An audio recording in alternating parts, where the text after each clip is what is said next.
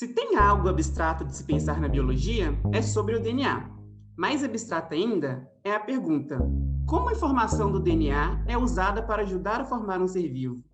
Nesse vídeo, você vai entender como acontece esse fluxo de informação até serem formados seres vivos como eu, você, uma orquídea ou um elefante. Meu nome é Lucas Souza, sou pesquisador da área de genética e agora vou te contar um pouco sobre o dogma central da biologia molecular.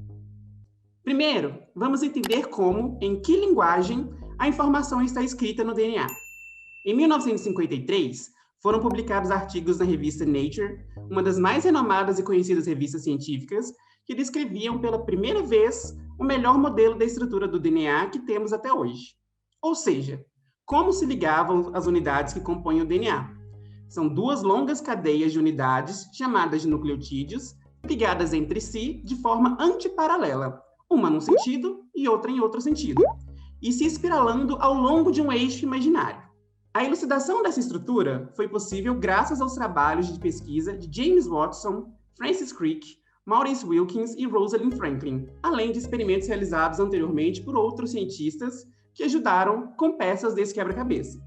Por exemplo, em 1910, Albert Cossell recebeu o Prêmio Nobel de Fisiologia ou Medicina pela descoberta da composição dos ácidos nucleicos. Certo, mas qual é a composição do DNA? O DNA é formado por 4 tipos de unidades ou nucleotídeos, diferenciadas pelas suas bases nitrogenadas. A adenina, representada pela letra A, timina, letra T, guanina, letra G e citosina, letra C, sendo que no RNA, a timina é trocada por uracila, representada pela letra U. Mais tarde, em 1949, Irving Chargaff descobriu que a quantidade de A era igual a de T, enquanto a quantidade de G era igual à quantidade de C, o que indicava que elas deveriam estar emparelhadas entre si, as adeninas ligadas às timinas e as guaninas ligadas às citosinas. Essas características do DNA também são conhecidas como as regras de Chargaff. Mas por que isso foi importante? Bom, na época não se tinha certeza como as informações necessárias para construir um ser vivo estavam armazenadas. Apenas em 1952 ficou demonstrado que o DNA era um material genético, com o experimento de Hershey e Chase. Neste experimento, alguns vírus que infectam bactérias, também conhecidos como bacteriófagos, tiveram suas proteínas marcadas com átomos radioativos, e o DNA com um tipo diferente de isótopo radioativo. Assim, os cientistas puderam verificar que as moléculas de DNA marcadas foram aquelas que foram inseridas dentro da bactéria pelo vírus. Elas continham as informações necessárias para produzir novos vírus. E demonstraram que o material genético era, de fato, o DNA. O ponto marcante destes trabalhos foi mostrar que a estrutura do DNA poderia explicar como era o armazenamento da informação necessária para formar os seres vivos. Enquanto o computador, por exemplo, armazena informações em um sistema binário, em sequências de 1 e 0, o DNA armazena informações em um sistema quaternário, em sequências de 4 bases, representadas pelas letras A, T, C e G. Sequências específicas de centenas ou milhares dessas letras podem codificar informações importantes para as nossas células. Agora já sabemos que o DNA armazena informações e de que maneira ela está escrita. Mas como a informação armazenada no RNA é utilizada pelas nossas células para produzir as nossas características? 4 anos após a descoberta da estrutura do DNA, em uma palestra, Francis Crick expôs pela primeira vez sua ideia sobre a relação entre o DNA, RNA e proteínas.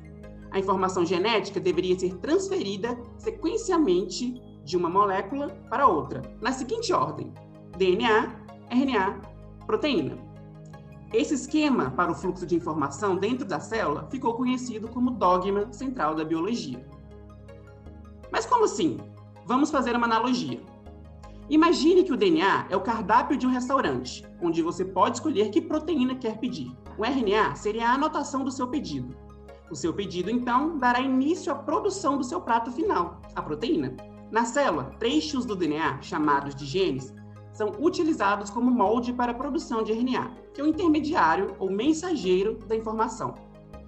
O RNA, por sua vez, é formado por uma fita simples e tem uma sequência de letras complementar ao DNA molde. Por fim, o RNA é utilizado pela célula para a produção de proteínas que, diferentemente do DNA e do RNA, são compostas por aminoácidos. As proteínas são os componentes celulares que exercem as mais diversas funções na célula e nos organismos como um todo, como, por exemplo, conferir desde a textura do seu cabelo até a sua capacidade de metabolizar o álcool. Para você que é curioso, vale mencionar que alguns RNAs desempenham outras funções específicas e não são traduzidos em proteínas. Resumindo tudo isso, segundo o dogma central da biologia molecular, a ordem das letras de trechos do DNA determina a ordem das letras dos RNAs, através do processo chamado de transcrição. O RNA, por sua vez, determina a ordem dos aminoácidos que constituem as proteínas, no processo chamado de tradução. A proteína seria o produto final dessa transferência de informação e, portanto, não há transferência de informação da proteína para as outras moléculas nem para outras proteínas.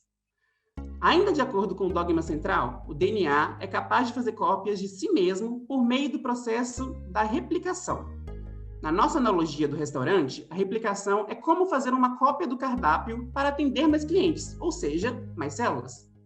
A replicação do DNA permite a duplicação das células para que o indivíduo cresça, forme seus tecidos e órgãos e para substituir as células que morrem. O esquema geral de fluxo de informação genética, intitulado pelo próprio Crick como dogma central da biologia molecular, foi complementado ao longo dos anos e continua sendo, até hoje, um conceito fundamental na biologia, pois explica o fluxo de informação dentro das células. Se quiser saber mais sobre isso, colocaremos o link do artigo na descrição desse vídeo.